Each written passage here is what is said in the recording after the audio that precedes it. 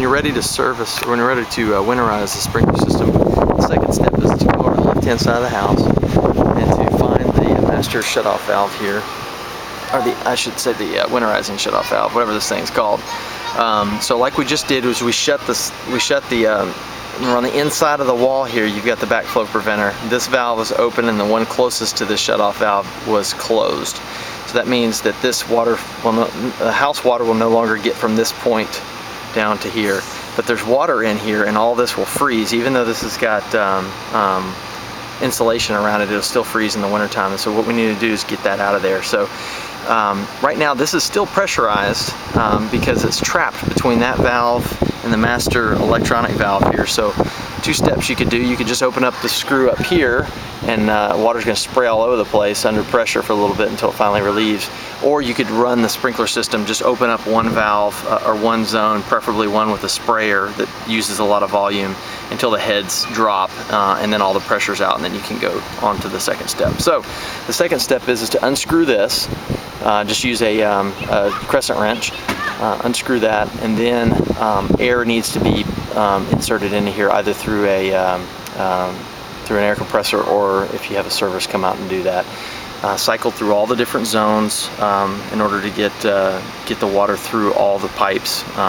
And the main reason that you want to get water out of here is because if you leave the water in here, obviously it's going to freeze. Even though this is insulated, this pipe is still going to get, it's still going to rupture because water expands 1/10 of its original size when it freezes. So it's going to bust this. So anyway, that's your.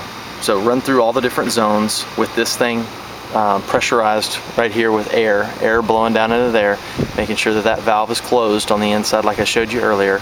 This needs to stay open. I haven't touched that yet when you're winterizing. So air goes in there, run through zone 1, 2, 3, all the way through 8, and do it a couple times until nothing's coming out.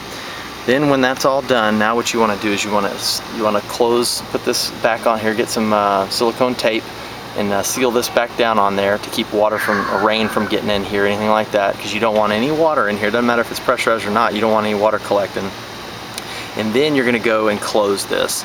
So you're going to use the special key that we have here, and you're going to stick it in this and you're going to close it clockwise. It takes a couple of turns. That's 1 turn, 2 turn. You'll know obviously when the valve seats.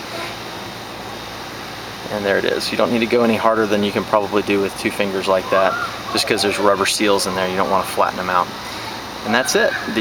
So when you're all done, there should be air in the line from here all the way here. That valve is shut off, and then there should be air here, and then there's air all the way going throughout all the pipes and stuff like that. Secondly, I forget what I was going to say.